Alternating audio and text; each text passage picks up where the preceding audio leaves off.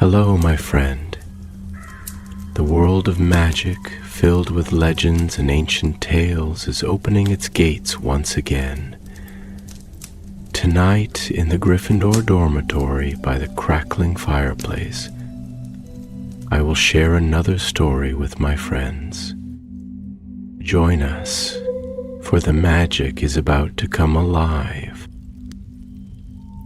In the days when the stones of Hogwarts were still damp with the breath of their making, when the enchantments that shaped the towers were freshly cast and the portraits whispered like newborns in their frames, a quiet tension stirred beneath the surface of this noble and wondrous school.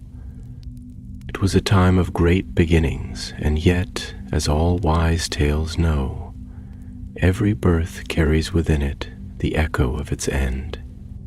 The castle had risen from the forested spine of Scotland, like a dream long slumbering beneath the moss and mist, called forth by 4 brilliant minds: Godric Gryffindor with his roaring heart and steadfast sword, Ravener Ravenclaw, whose mind glimmered like starlight caught in water, Helga Hufflepuff, kind and rooted like the deepest tree, and Salazar Slytherin, cunning and silent as the shadow that falls at dusk. Together they had woven Hogwarts into being, stone and story, spell and soul. But unity, even when born of friendship, does not always hold, especially when the world beyond is filled with fear. The Muggle world, with its iron tools and blind suspicion, had begun to turn cold toward magic, and within that chill, Salazar had grown wary. He saw danger in the blood of those born outside old lines, those who came to the school not through legacy, but by the whisper of power that stirred within them unbidden. His worry festered, slow and secret, like mold behind a tapestry.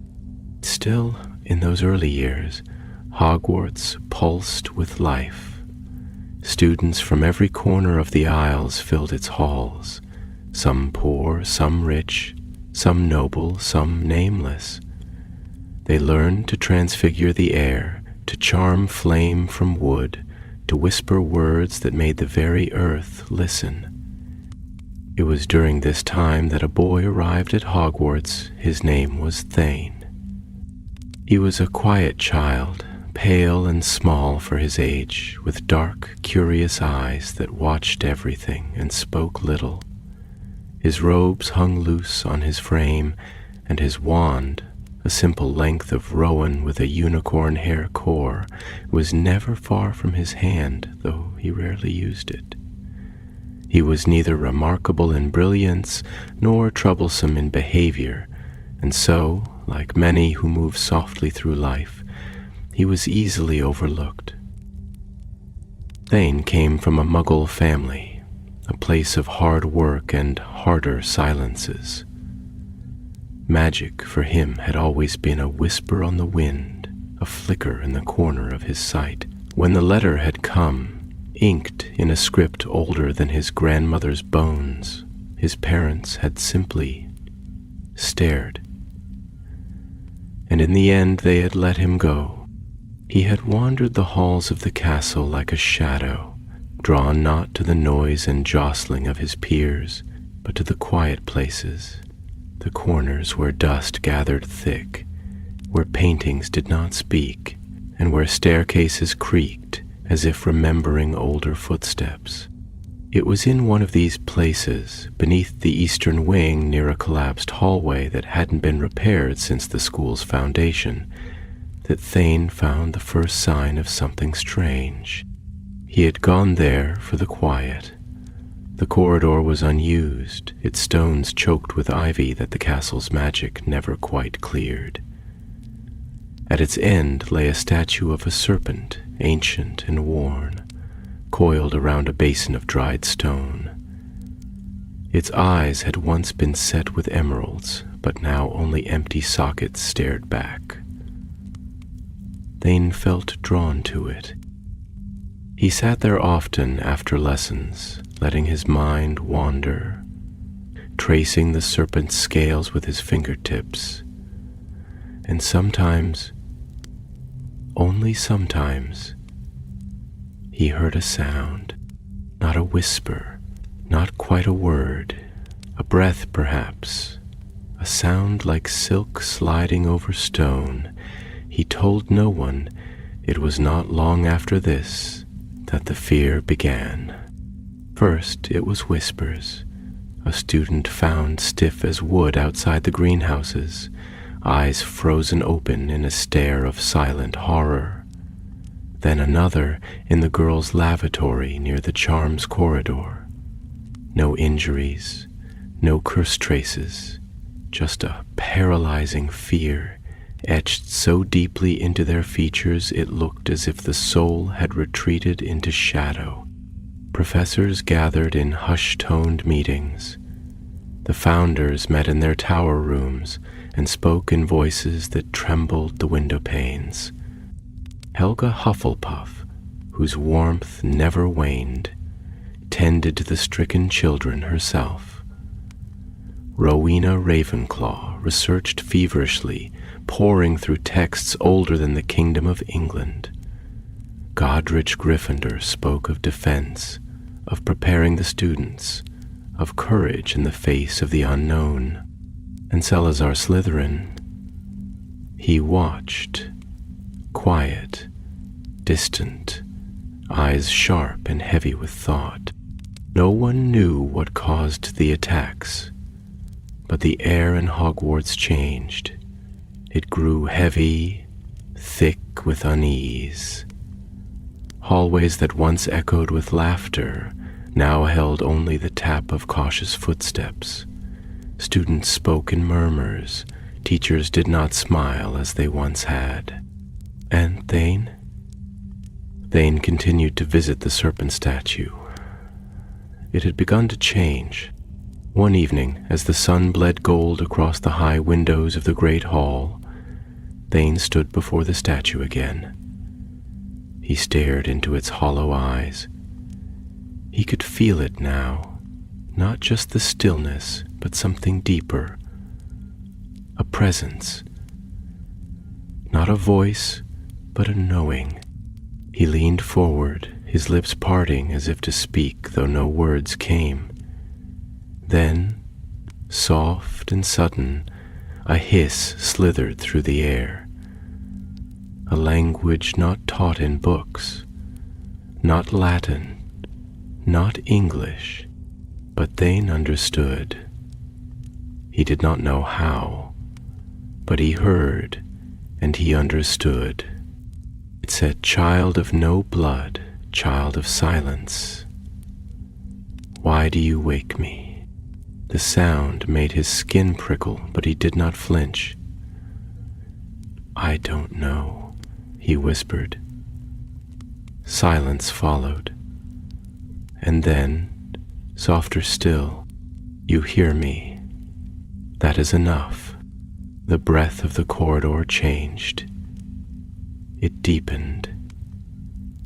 Beneath the stone, something ancient stirred, and far below the foundations of the castle, in a place no map dared to name, something shifted. The basilisk had opened an eye.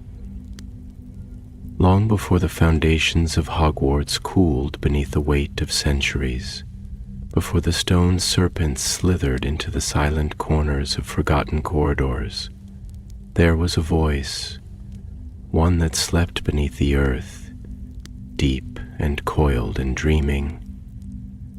That voice, ancient as the roots of the world, now stirred, and Thane, unremarkable Thane, stood quietly at the edge of waking myth. The days passed like mist over the black lake, uncertain, shifting, filled with unspoken things. Students still moved through the halls, but now they did so in clusters, eyes flicking nervously to shadows that stretched too long, to whispers in the wind that didn't belong. The air had grown cold. not with the chill of autumn, but with something far more ancient, something watching, waiting. Thane felt it constantly now, a pressure behind his thoughts, a thread pulling him deeper into the silence of the stone. He stopped joining meals in the great hall. He no longer walked with the other boys to lessons. He drifted like fog along corridors no one else dared enter. He wasn't afraid, but he had become something else, a vessel for stillness, the kind that lingers in places the world has forgotten how to name. The professors noticed, of course. Even Headmistress Hesperus, stern and regal with hair like burnished iron, called him into her chambers one afternoon, her sharp eyes narrowing as she watched him stand, expression blank and body unmoving, in front of the fire that danced too wildly in its grate. "Are you well, Thane?" she asked, voice cool but not unkind. "I am listening," he replied, though to what he could not say. She had paused, a flicker of something, fear perhaps, or recognition, shadowing her gaze. But she said no more. Let him go. That night, as frost kissed the high glass windows and the stars blinked through the thinning veil of clouds, Thane returned to the serpent's statue. It was different now, subtly yet undeniably. The coiled body had smoothed, the eyes darker. The air around it felt charged, like breath held too long. When he stood before it this time, the wall behind shivered. The serpent's mouth parted, not to hiss but to exhale, a breath, deep and ancient.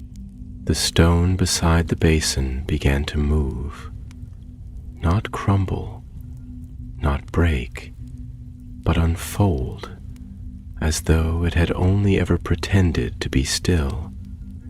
A seam appeared, jagged and faintly glowing, and slowly a doorway emerged, where before there had been none. Thane stepped back. His heart should have raced, but it merely beat, calm and steady, like a drum calling something home. The door yawned inward, revealing a staircase carved into the earth, slick with time, spiraling downward into blackness. No torch burned, no spell kindled a light, yet Thane could see.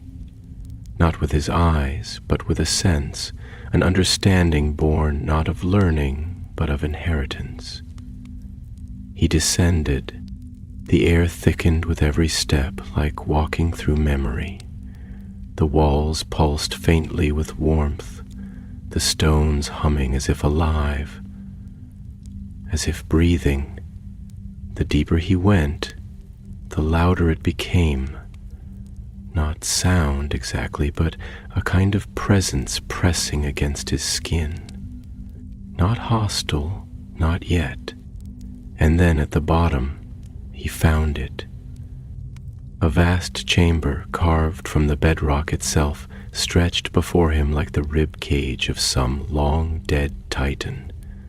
Pillars shaped like coiled serpents rose into darkness, and along the walls carvings shimmered in faint green light, images of magic before the ministry, of runes forgotten by time, of creatures whose names had long been struck from the scrolls.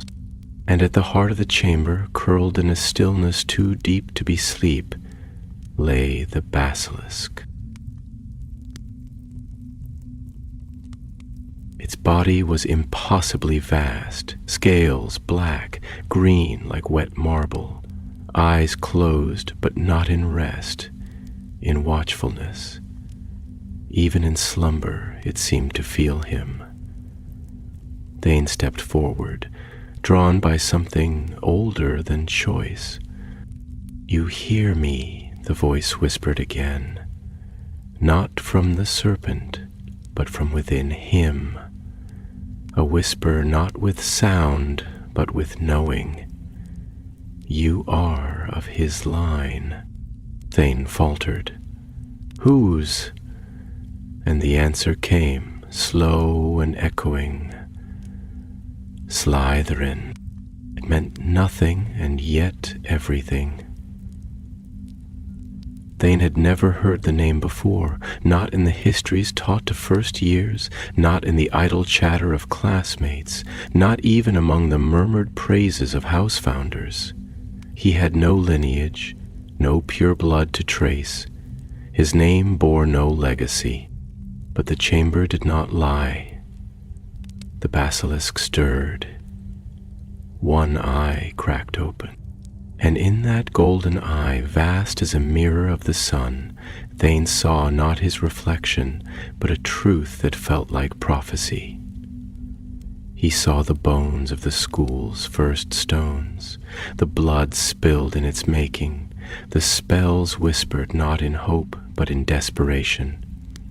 He saw Salazar himself, tall and draped in green, eyes sharp as hunger, carving the chamber with a whisper, not a wand. He saw the promise that one day one would return, one who would understand the serpent's silence. I don't know what I am, Thane said aloud, his voice smaller than the air deserved. You are mine, the basilisk answered, not with words, but with understanding, and I am yours. A silence followed, long and heavy, not absence, but agreement.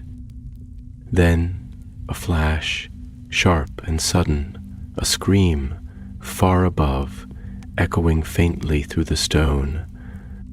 Another student, another attack. The basilisk blinked slowly, as though tasting the sound. They are unworthy, the voice murmured from the deep. They bring rot to this place, and you could cleanse it. Denis' breath caught. No, I didn't ask for this. No, the voice replied. But you answered. The chamber held stillness again, like a breath drawn in and never released. Thane turned and fled, the echo of the serpent's eye still burning behind his own. The stone stair rose before him like a memory half remembered, and he climbed it with feet that trembled not from fear, but from the weight of choice. Above, Hogwarts stood cloaked in shadow. Below, something had awakened, and in between, a boy without legacy stood at the crossroads of legend. The castle did not sleep. It breathed in its own peculiar rhythm, its stones groaning softly in the dark, its corridors shifting with the moods of ancient magic. But after that night, after Thane descended into the place no child was meant to walk, the breath of Hogwarts changed. It grew heavier, closer, laced with a kind of sentience that clung to the arches and doorways like morning mist on glass. The castle, some whispered, was beginning to remember. In the days that followed, the fear spread not with panic, but with a slow and quiet dread, like ink spilled in water. There were no more attacks, not immediately, but the unease settled into every hall, every whisper between students, every glance cast too quickly over the shoulder.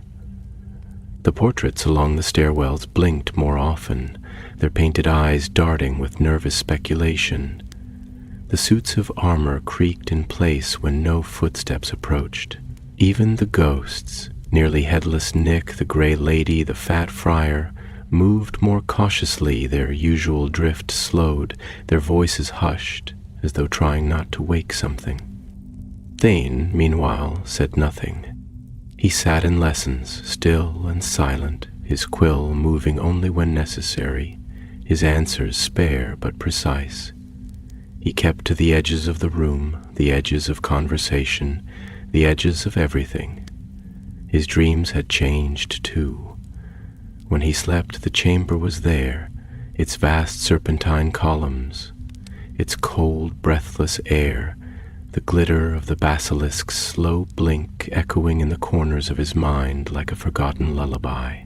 But more than that, he could feel the castle now, as if its walls were no longer walls but skin, as if the stone floors vibrated faintly with pulse.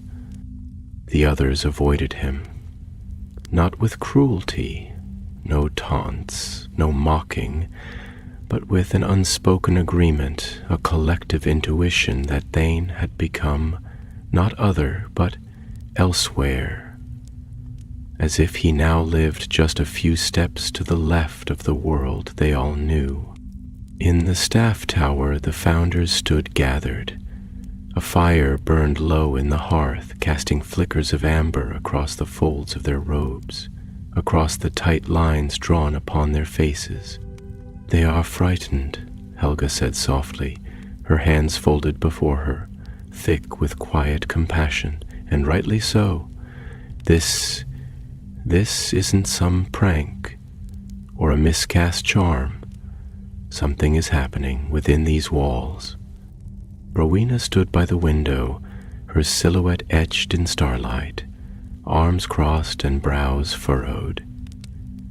"I've scoured the records," she said, "all the ones we've collected since the first stone was set. There is no mention of such a sickness, no curse that petrifies without a trace, no known magical beast whose presence can be hidden so utterly. Unless it was never meant to be known," Godric muttered. He leaned against the mantel, his eyes dark beneath his fiery brows. "Unless someone has kept it hidden, buried." Salazar did not speak. He stood in the corner, cloaked as always in green and shadow, his pale eyes unreadable. Rowena turned sharply to him, her voice still calm, but tinged now with something colder. "You've been silent, old friend, and yet it is your name that the whispers follow in the halls. The students fear your house. They say this darkness wears your colors." A flicker passed across Salazar's face, too quick to name. "They fear what they do not understand. Do you understand it?" Godric asked, stepping forward. His voice was not raised, but it carried weight, the kind that settles over a room like a drawn blade. Salazar's gaze met his, and for a moment the room held its breath.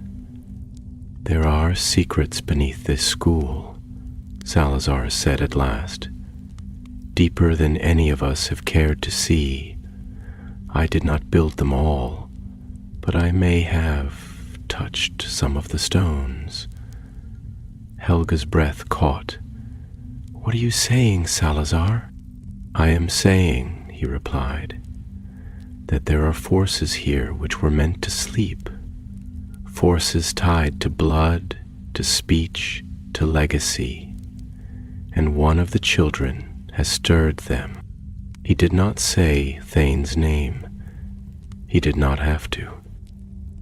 Rowena's voice dropped, quiet as snowfall. "Did you awaken it?" Salazar turned back to the window, his profile now rimmed in gold from the fire. "No, but perhaps in my younger years I left a path that one day might be followed." The silence that followed was not empty. It was filled with the sound of an ancient truth falling like dust through cracks in memory. Elsewhere in the castle, Thane stood at the mirror. He had not meant to stop there. He had merely wandered, carried by an instinct that seemed no longer his own. But there it was, tall and thin and edged with frost, an old mirror forgotten in a gallery hallway where even the paintings had fallen silent. In its glass, Thane saw not his own face, He saw the chamber lit by green fire. He saw the basilisk curled like a god in slumber. He saw himself standing before it, not afraid, not trembling, but regal. Clothed in deep emerald robes, a circlet of silver at his brow, his eyes bright with understanding. And then the reflection blinked, not his own. The him in the glass, it blinked and smiled, not cruelly, not warmly, but with the serene knowledge of destiny. Thane stepped back, but the image did not vanish. It remained, staring, waiting. Outside, the wind howled through the high towers, and the owls refused to fly. The earth beneath Hogwarts stirred once more, and in the deepest part of the castle, a serpent's tongue flickered, tasting the air. The story was no longer hiding. It was unfolding. Night fell upon Hogwarts not as a curtain, but as a tide, slow and enveloping, turning the air thick with unspoken truths. The torches flickered in their sconces, and the shadows they cast stretched long and strange across the stone floors, as though the darkness itself was trying to climb out of the cracks. In the great hall, the meals remained uneaten, conversation turned to murmurs, and eyes were no longer drawn to the floating candles above, but to the door, to the corners, to the dark beneath the benches. Fear, real and ancient, had returned to the castle. Not the fear of failing grades or lost house points, but the primal kind, the kind that speaks to something buried in the blood, the kind that tells you you are being watched by something older than language. And yet, amid this growing hush of dread, Thane moved as though in a world untouched by it.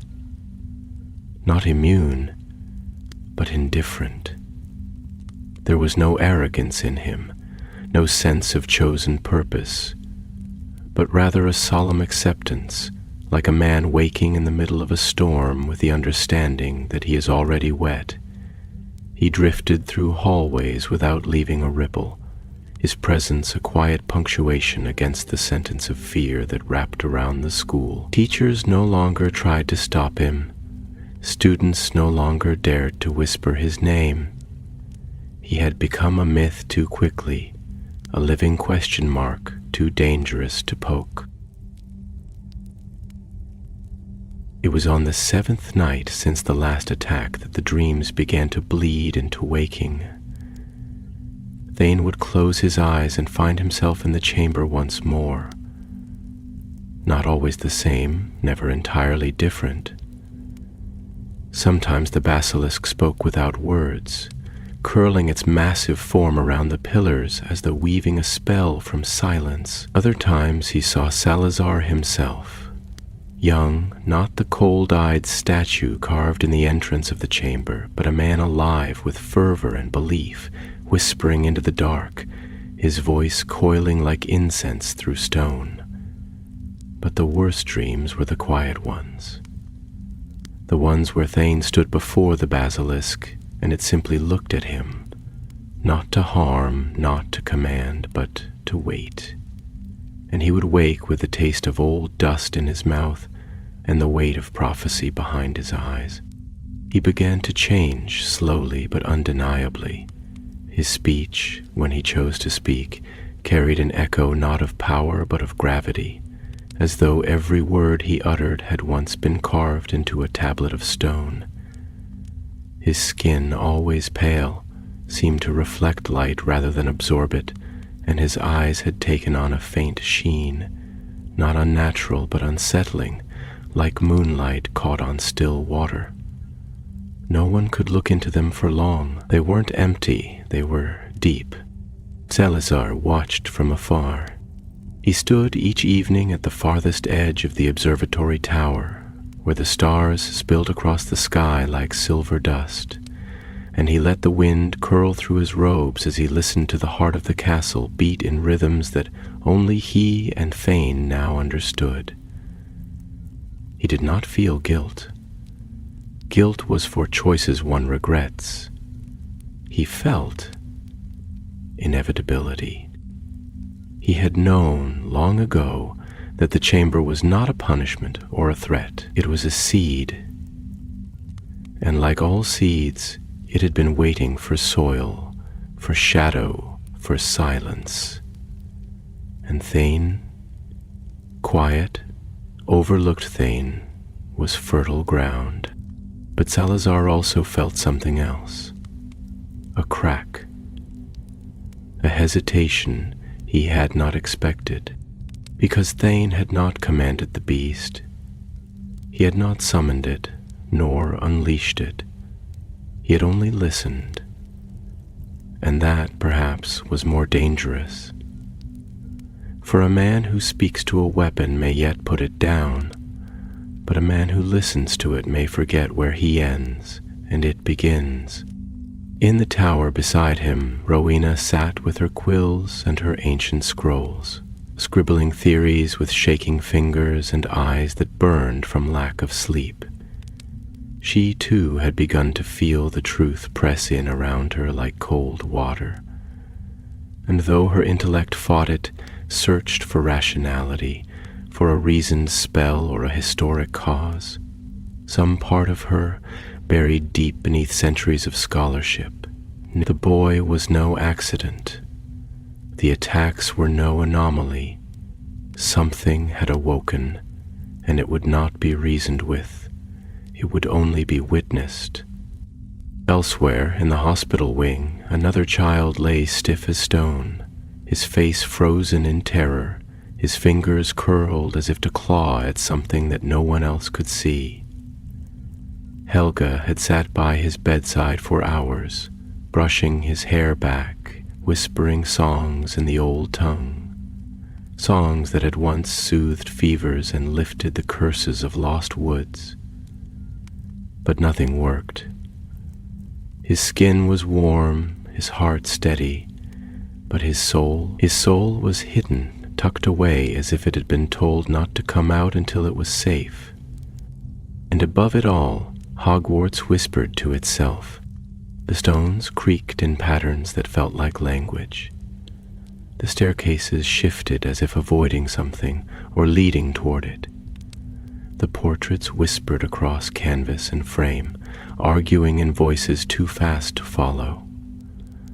The very walls seemed to bend inward just slightly, as if the castle were folding its arms around a secret it had cradled for far too long.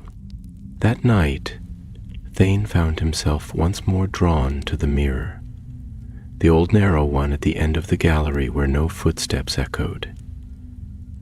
He stood before it in silence, and the reflection did not blink this time. It bowed, and Thane bowed in return. Behind him, the hall breathed. The chamber was not calling him now. It was welcoming him back. The castle was beginning to dream, not in the way of idle drifting or restless turns beneath the sheets of ancient stone, but in that deep ancestral dreaming known only to old places and older powers. Hogwarts, for all its wonder and whimsy, had been shaped by will, yes, and by spellcraft, but also by intention. And intention, once seated, does not sleep. It waits. It listens. And when the air grows still enough, when the footsteps of the living thin and the stars crowd close, that intention becomes a memory, not just of people or events, but of purpose. And the purpose of the chamber, the truth that ran like marrow through the bones of the school, was no longer buried. It breathed now in tandem with the boy who had stumbled into its embrace. The castle, in its own strange way, had begun to remember not just what it was, but what it had been meant to become. In the earliest hours of morning, when the sky outside was nothing more than a pale bruise along the rim of the earth, Thane walked the corridors, not hiding, not wandering, but tracing. There was a rhythm to the castle that no clock kept, a pulse that could be felt in the seams between stairwells, in the places where the torchlight flickered without breeze. He no longer needed his wand to open doors. They simply opened. The portraits, once lively with commentary and gossip, fell into a hush when he passed. Some turned their faces to the canvas wall, others bowed their painted heads, and though he never asked them to, though he never spoke a word, the castle responded to him with the reverence one might show to an old and sleeping king. But Thane did not feel powerful. That was the strangest thing of all. There was no fire in his veins, no thrill of dominance or secret glee. What he felt, if it could be called feeling, was closer to being a vessel, a thing hollowed out and filled with something ancient, something impossibly vast and sorrowful. He was not a boy with a beast. He was a voice for something that had waited too long in silence, something that spoke not in commands but in gravity. Each step he took did not feel like a choice, it felt like a fulfillment, as if his bones had always known the path and were now simply catching up to it. Below the castle, the chamber pulsed gently with his every movement. The basilisk remained coiled, unblinking, unmoving, but its awareness bled up through the stone, a tide that slipped into cracks and whispers. It was not hunting, not yet. It was watching, waiting, and around it the air shimmered with the memories of enchantments laid by Salazar's hand, not crude wards or spells of summoning, but something deeper, woven into the very breath of the place. Magic that responded to blood, to legacy, to intention. Magic that had recognized something in Thane the moment his shadow fell across the stone. In the days that followed, the teachers grew quieter, their council meetings became longer, their eyes heavier. Godric began to pace during lessons, his hands forever brushing the hilt of the sword that had hung untouched at his side for years. Rowena wrote less and stared more, her gaze distant, as if trying to read lines written in the clouds.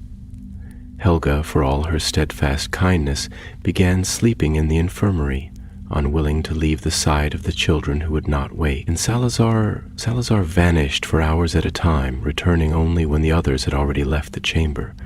His face, when it was seen, bore no emotion, but his silence grew louder with every passing hour.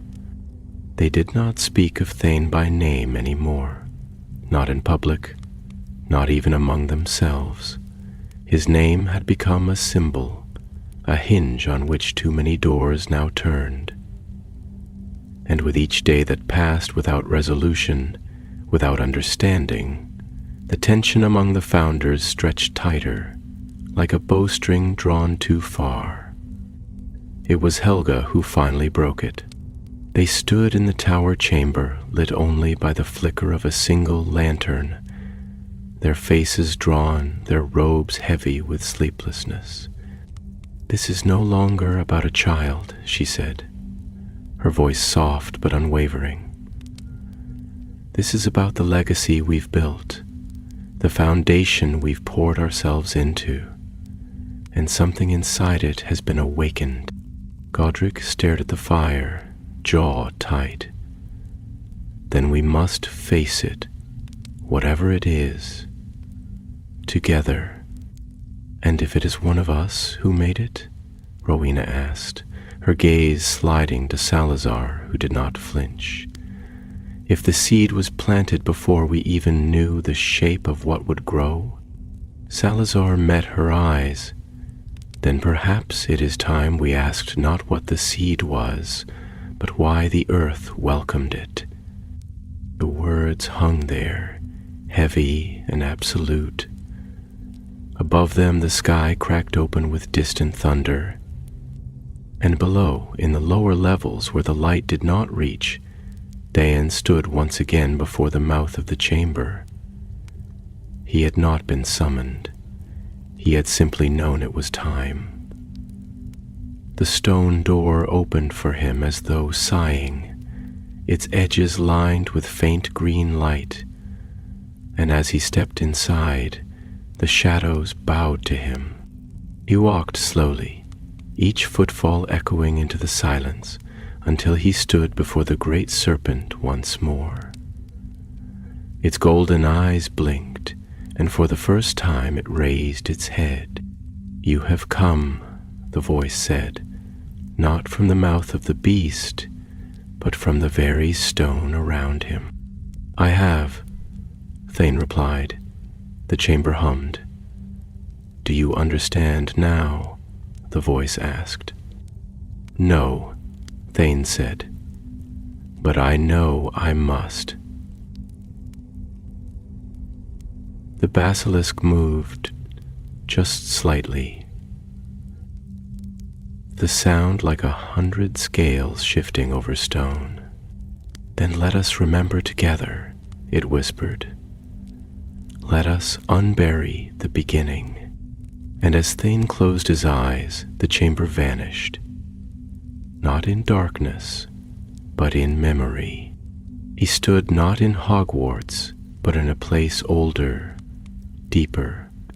He saw Salazar not as a statue, not as a myth, but as a man, alone and brilliant and burdened. He watched him build, not out of hate, but out of fear, not out of cruelty, but out of sorrow, a chamber not of vengeance, but of warning. And he saw the promise that one day someone would return to ask not how, but why. Time in the chamber beneath Hogwarts did not move as it did above. Here, minutes passed like breaths in a dream, slow and rhythmic and impossible to measure. The walls did not age, nor did the air grow stale. Instead, everything seemed suspended, held gently within the gaze of the basilisk and the memories etched into stone. Thane stood still in its center, nor as a prisoner, nor as a master, but as something between, a bridge. A boy carved into a moment of great unfolding, carrying in his bones the weight of questions no one else dared ask. The memory the chamber offered him was not a single image, not a vision one could turn from. It was immersion, complete, consuming. He did not watch Salazar build. He felt the stone under his fingertips. He did not hear the words spoken in secret. He spoke them himself. He tasted the intention in the air, thick with magic older than language, and understood it not in logic, but in essence. This was not knowledge passed through books or inherited through bloodlines. This was memory fed directly to the marrow, a binding not of oath, but of awakening. He saw the founding of Hogwarts again, not the gleaming tale told in classrooms, but the real one, laced with fear and fire and trembling hope. He saw Rowena's brilliance not as light, but as precision, a blade of mind too sharp to dull. He saw Helga's kindness as burden, a heart that bore the suffering of others until her own nearly collapsed. He saw Godric's courage as a storm, beautiful but reckless, and Salazar. He saw not as the villain whispered in legends, but as the quiet watcher, the one who listened when no one else dared, the one who understood that what is feared today becomes the myth of tomorrow. He saw the moment it began, a student sick with an illness no spell could name, her eyes wide, unseeing. The founders gathered, frightened, helpless. They had created something magnificent, But with magnificence comes fragility, and none of them had prepared for the cracks that would form so soon. Salazar had warned them, not in bitterness, but in trembling honesty. Not all magic will be ready, he had said. Not all hearts will hold it kindly. But they had refused him. They had insisted that the gates remain open to all, that no barrier be built between those with power and those without history. And so Salazar had built his own gate, not to close, but to warn. A chamber sealed and sacred, not for vengeance, but for reckoning, a place to sleep until the question could be asked without fear. Thane returned to himself slowly, as though rising from beneath a cold, deep lake. The chamber reformed around him, pillars winding like serpents toward a ceiling lost in shadow, the air heavy with silence once again. But now it was not the silence of secrecy, it was the silence of knowing. The basilisk lowered its head slightly, an ancient gesture of deference, not submission. "You have seen," the voice said, not as before, distant and echoing, but gently, like a cloak being drawn over shivering shoulders. "Yes," Thane answered, his voice hollow with awe. "I saw why he built it. I saw that it wasn't meant to destroy, but to remember." The chamber did not respond, but it pulsed faintly, like a heart stirred from slumber. Thane looked up into the serpent's golden eyes and did not flinch. He felt no fear. He had walked into the shadow and discovered not a monster, but a mirror. Above, the school began to change. It was subtle, imperceptible to those not attuned to the deeper layers of the castle's soul, but the portraits grew stiller, their figures watching the hallways with wary patience. The staircases shifted with more purpose, guiding footsteps down familiar paths only to twist them toward strange destinations. The suits of armor, long, silent sentinels, began to hum faintly, not in music, but in resonance, as if aligning to something beneath the stone. And the students, though they did not understand why, found themselves whispering less, clinging more tightly to old routines, as if trying to hold the fabric of their days from unraveling. The founders, too, felt the weight of change. Rowena sat alone in the Ravenclaw Tower, surrounded by scrolls that no longer gave answers. She pressed her hands to her temples, trying to reason her way out of the unease that had wrapped itself around her spine. But magic, she knew, could not always be mapped. There were truths that ran beneath logic, truths that could not be measured or predicted, and those truths were now stirring. Helga walked the hallways at night, her fingers brushing the stones as if offering comfort to the very walls. She did not speak of her fear. She sang to it, soft lullabies in the language of old wood and tilled soil, songs her mother had sung in fields no longer green. She did not know what was coming, but she could feel that it was not cruelty that pressed upon them.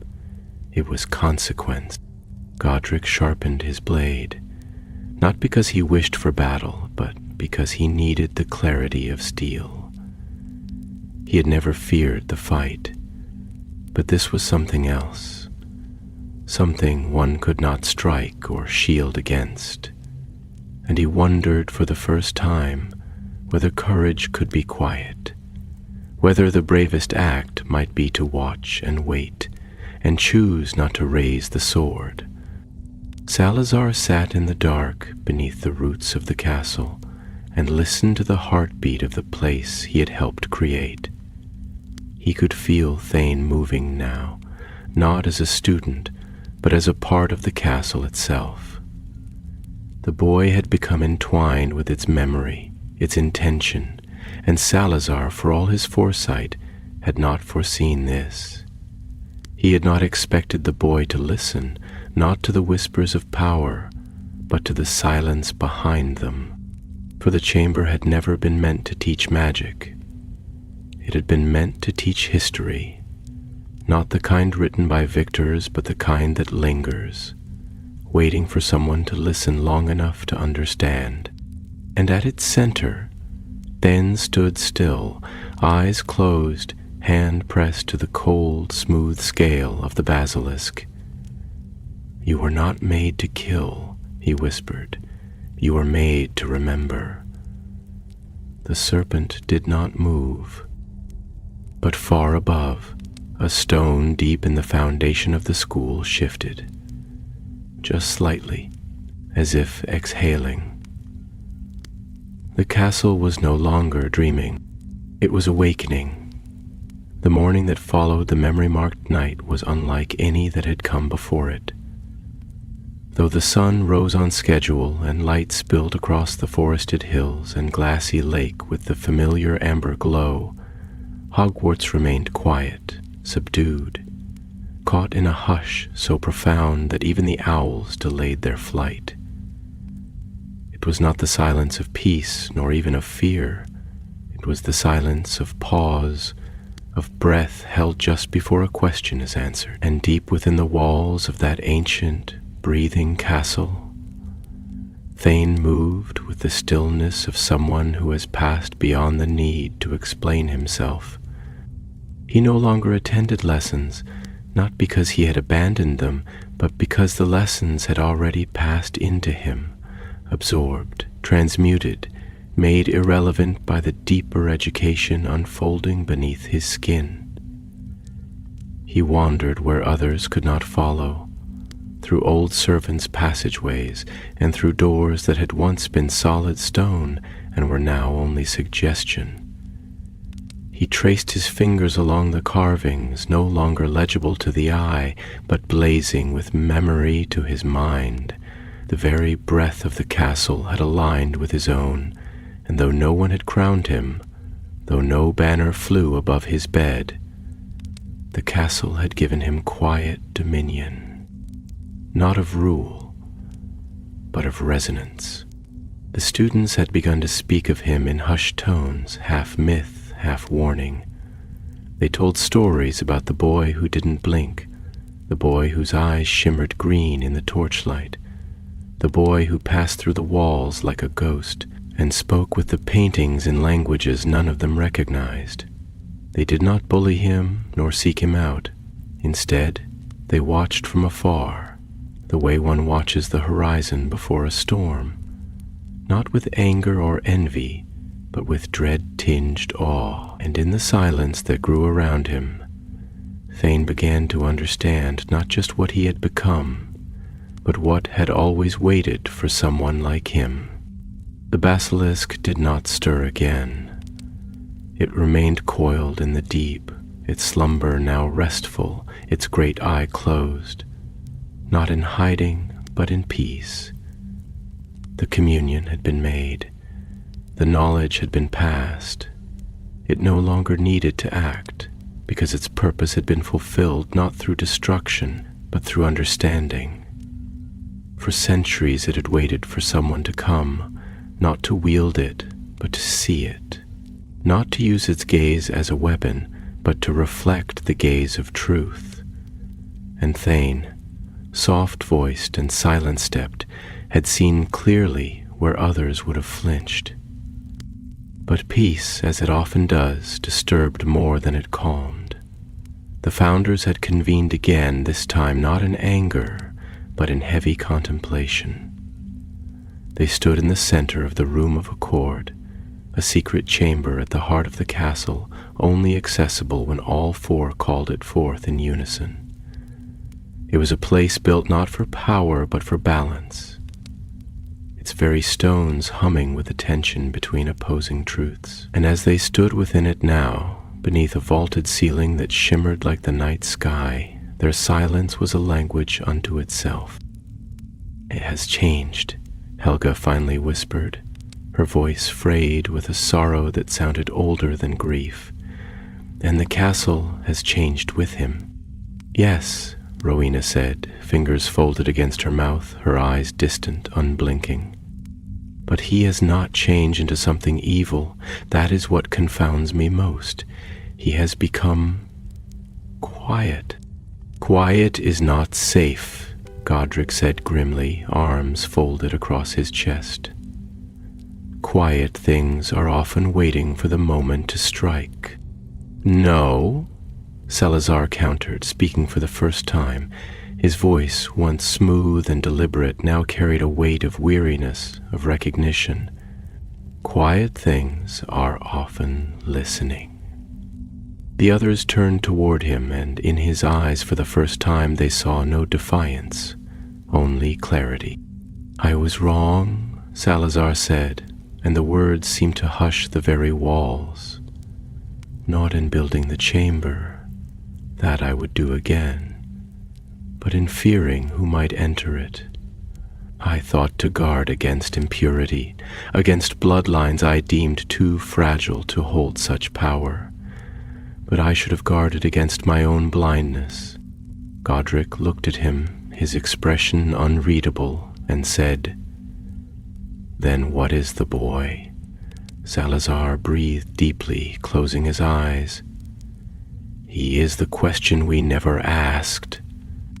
Above them, the wind screamed across the towers, and the snow began to fall softly, silently, like the breath of an old story returning to the page.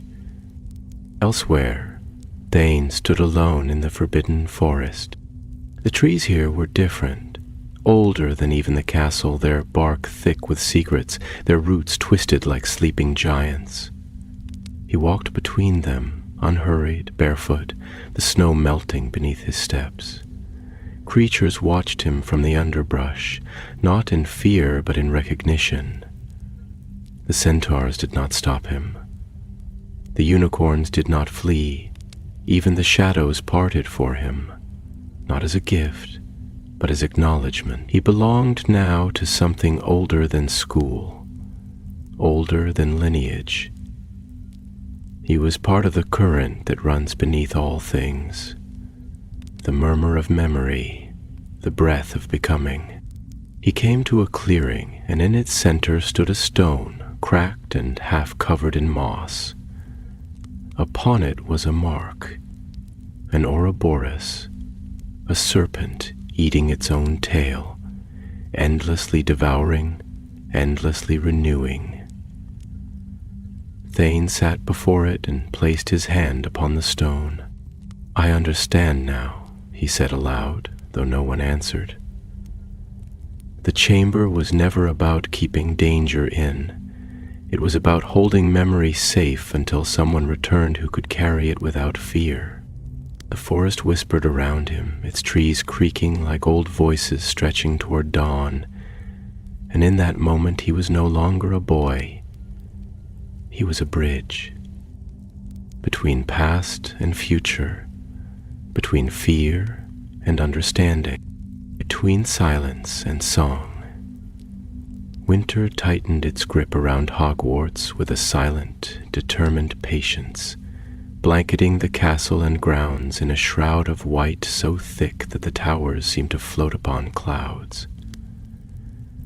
Snow muffled every footstep, every voice, every echo, until even time itself seemed to move more slowly. Fires crackled in the common rooms. Books lay open and unread in the laps of students whose thoughts wandered far from their assigned studies, and all eyes turned more frequently to the windows than the blackboards.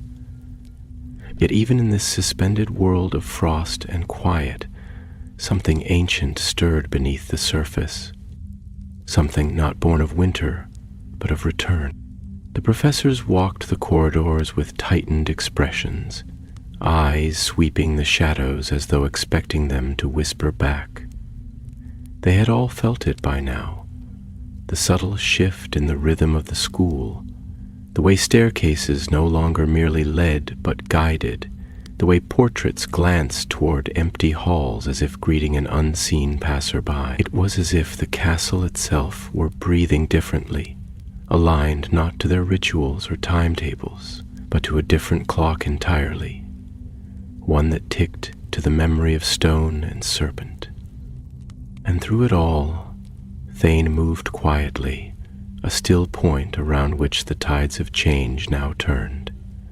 He spoke little, even to those who dared to approach him, but his silence no longer read as distance.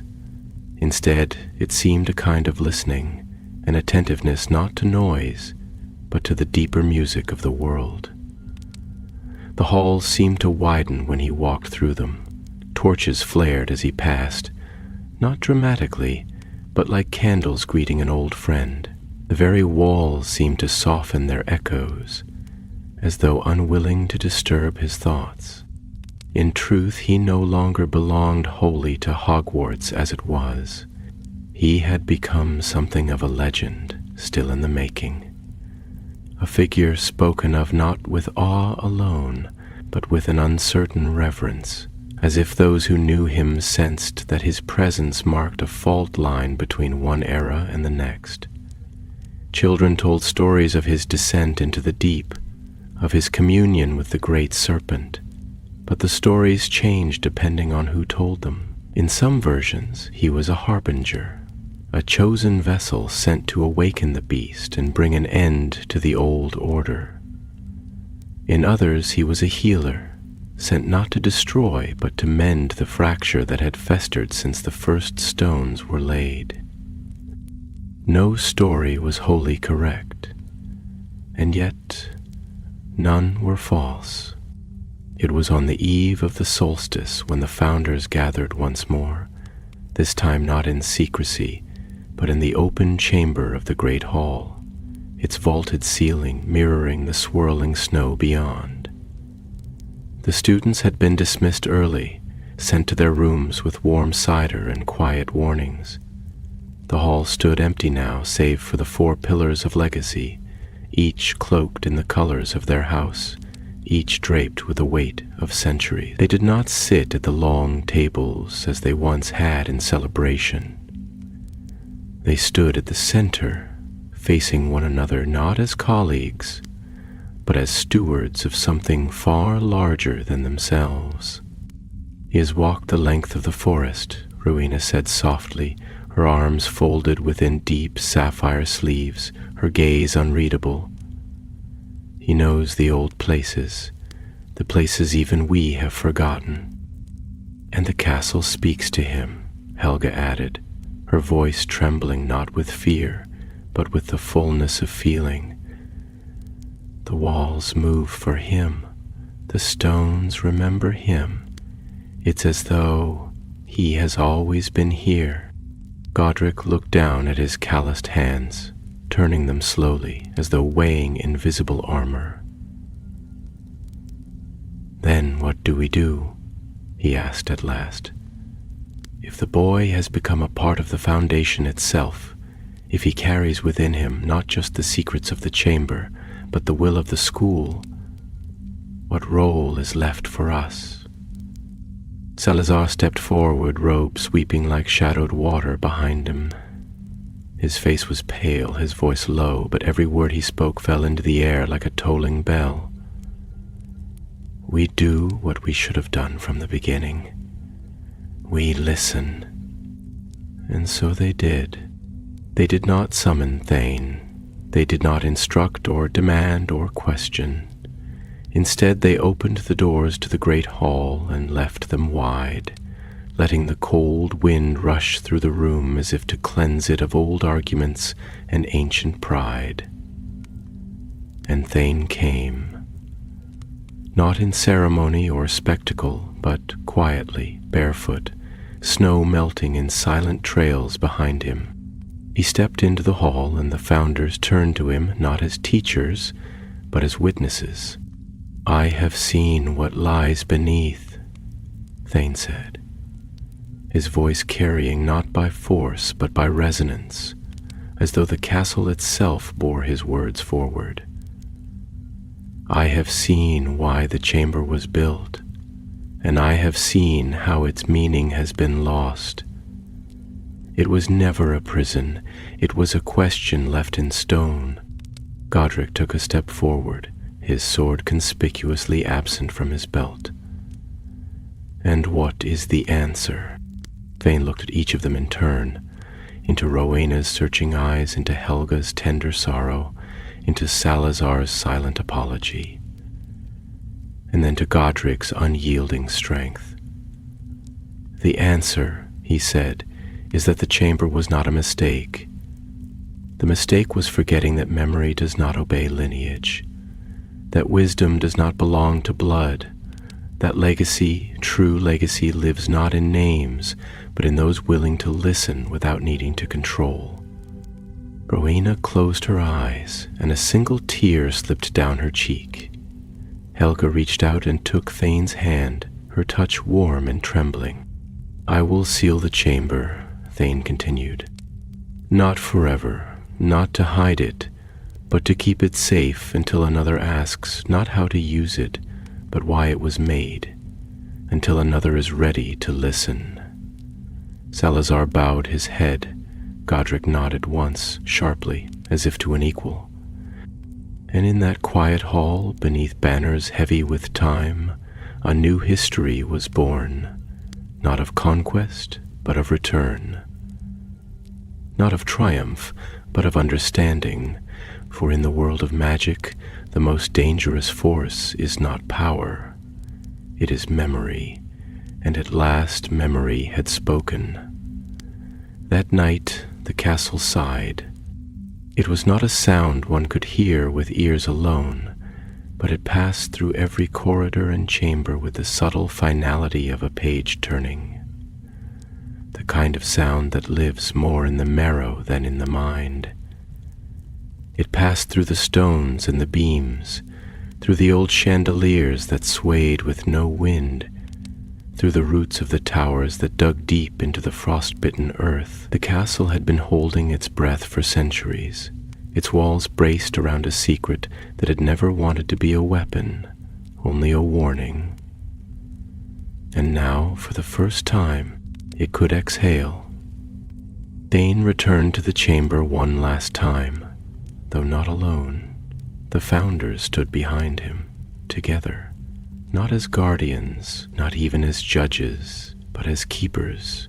They descended not with torches and spells, but with silence, and their footsteps carried with them the weight of long overdue reckoning. The stone door opened to them without command, parting like the petals of an ancient flower, to reveal the place where legacy had waited too long in the dark.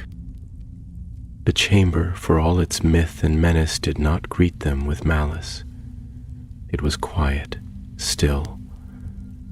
The basilisk remained curled at its center, vast and regal, but it did not rise nor stir. It had seen what it needed to see. The boy had answered. The line had been fulfilled, not by blood, but by understanding. For all its terrible power, it had never craved release. It had only wanted to be seen. Thane approached it slowly, the others remaining near the threshold, their eyes drawn both to the serpent and to the boy, who now seemed part of its gravity. He placed his hand once more upon the smooth curve of its scale, the place where flesh met memory, and closed his eyes. This is the end, he said softly. Not of the story, but of its hiding. The chamber pulsed once, a deep and distant heartbeat echoing through the floor, through the bones of the earth itself. And then it began to close, not in haste or violence, but in solemn reverence. The stone shifted around them, the green light dimming like twilight settling across the ruins of a forgotten temple. The pillars bent inward, not collapsing but folding, like wings around a secret now at peace. When the last edge of the chamber sealed, Thane stepped back, and the wall behind him became as it once was, blank stone. The carving of the serpent faded now to a mere suggestion. The passage was gone, or at least it was no longer needed. It would not open again unless it was asked the right question, and now the castle knew what kind of heart to listen for. They stood in silence for a time, all of them, as the last vibrations of magic faded into stillness. It was Salazar who moved first, not toward Thane, but toward the wall, placing his hand against the cool surface as though greeting an old friend who had finally laid down his burden. "I built this to last," he murmured, "but I never imagined it would one day forgive me." Rowena stepped beside him, her voice almost a breath. It was never the chamber that needed forgiveness. Helga turned to Thane, her eyes shimmering, voice low and thick with feeling. "You saw what we could not, heard what we would not, and because of that, the castle is whole again." Godric remained quiet, his eyes fixed on Thane, but his silence was not disapproval, it was awe. He had fought dragons and dark wizards, had crossed swords with giants and tyrants, but never had he stood before a child who carried the weight of a truth more dangerous than any spell. He nodded once, and that nod was enough. It said, "I would have followed you into battle had there been one, and I am glad there was not." They returned to the surface as the sky began to shift from night to dawn, that liminal space where shadow and light share the world in equal measure. The snow had ceased, and the stars were fading, making way for a sky blooming with soft color. Thane stood upon the highest rampart, looking out over the sleeping grounds, and he knew this would be his last morning as a student. Not because he had outgrown learning, but because his lesson had been one no classroom could contain. He felt the castle in his chest, its breath, its heartbeat, its long memory. He would carry it with him, not as a burden, but as a story still unfolding. He had been a child of silence, but now he was a steward of remembrance. Behind him, the castle stood tall and quiet, no longer afraid. In the days that followed, life returned to a kind of normalcy, but it was not the same normal as before. The corridors still whispered, "Yes," but now they whispered in welcome. The staircases still moved, but with intention. The students laughed again, though softer, more reverently, as if they had heard the echo of something vast and sacred. And the professors taught with a new humility, a new wonder, knowing now that even the oldest of them had only glimpsed the surface of what Hogwarts truly held. As for Thane, he did not vanish, but he did not remain. One morning, he simply walked to the edge of the forest, barefoot as always, and passed beneath the branches without looking back. No one followed him, no one tried to stop him, for they knew as surely as the sun would rise that he had not left. He had only returned to the silence that had shaped him, and the castle in its old and secret way watched him go, not in sorrow, but in gratitude. It would wait now, as it always had, not for a hero, not for an heir, but for the next child who would listen. The years passed as they always do, indifferent to the stories we tell and the monuments we leave behind. Time washed over Hogwarts like rain upon old stone, sometimes gentle, sometimes relentless, but always, always continuing.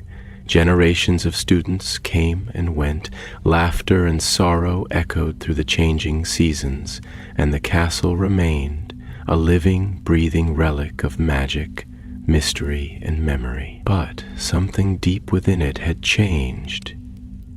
Not visibly, perhaps not even consciously, but like a long-healed scar beneath the skin, the shift remained. The weight of ancient fear had lifted, replaced not by forgetfulness, but by reverence. What had once been buried beneath silence now slept in peace. The story of Thane was never written in a book, nor carved into a statue. There were no awards given, no grand farewell in the great hall. His name was not etched into trophies or spoken in lectures.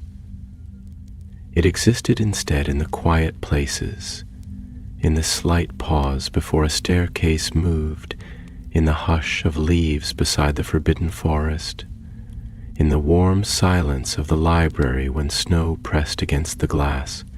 He had become part of the castle not in legend, but in spirit, woven into its being like a thread in an ancient tapestry, visible only to those who knew how to look.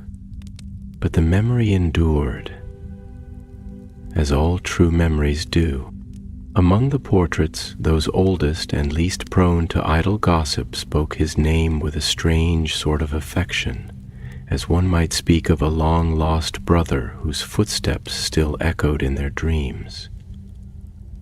The suits of armor, which never moved except under enchantment, would sometimes shift slightly when a child passed by with eyes too old for their face.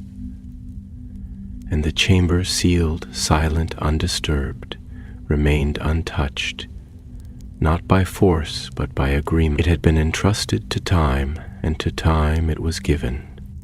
The founders too changed after Thane, though their lives, as all lives must, reach their endings in time, their legacies were transformed.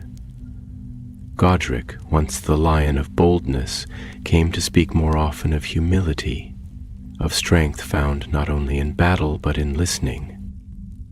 Rowena, whose brilliance had lit the minds of many, taught that intellect was not the collection of answers, but the patience to ask better questions. Helga, ever kind, began to speak more openly of sorrow, of its importance, its depth, and the way it carved space for deeper joy. And Salazar, once the most guarded of them all, lived his final years in reflection, walking the halls not with suspicion but with something close to wonder. He no longer sought heirs. He no longer built walls. He spoke, near the end, of a boy who had reminded him that silence was not always the absence of sound, but the presence of waiting. And so Hogwarts endured, as all great things must, by becoming not a monument to its past, but a cradle for its future. There were still dark days, of course. Darkness, after all, is not a thing to be vanquished once and for all, but a tide to be weathered with each new age. The castle faced threats, endured wars, and bore witness to griefs both great and small. But beneath its foundations, beneath the clash of spell and steel, there remained the quiet memory of a boy who had spoken to silence and had heard it answer. That memory was not loud. It did not burn with fire. It pulsed gently, like a heartbeat beneath the earth. Sometimes, in the dead of winter, a student would dream of a long corridor they'd never seen before, a tapestry faded to nearly nothing, and a door that breathed with warmth. They would wake with the sense that they had been somewhere sacred, though they could never quite describe where or why it had felt like returning home. The professors, wise in the ways of the castle, never questioned these stories. They simply nodded and gave the student a warmer blanket that night and perhaps an extra biscuit with their tea. And still the forest stood, deep, ancient, undisturbed. Occasionally, very occasionally, a unicorn would pause beside the trees, tilting its head as though listening, or a centaur would look to the roots and murmur words in a tongue no longer spoken. And once, many years later, a young girl with quiet eyes wandered just beyond the edge of the forest and found a stone, half sunken in moss, carved with the faintest trace of a serpent devouring its own tail. She placed her hand upon it and smiled, not because she understood, but because she felt in some small way that something old had just acknowledged her presence. She said nothing of it when she returned to the castle, but that night she dreamt of stars beneath the earth. And so it was that the first basilisk attack, the one that would one day be forgotten by all but the castle itself, became not a tale of terror, but a chapter of quiet restoration, a reminder that not all battles are won with wands, that not all monsters seek harm, that sometimes the greatest legacy is not in what is done, but in what is understood, and in the deep places of the world, where memory sleeps and stone remembers, the chamber waits, not in fear, but in hope, for one day another will come, and they too will listen.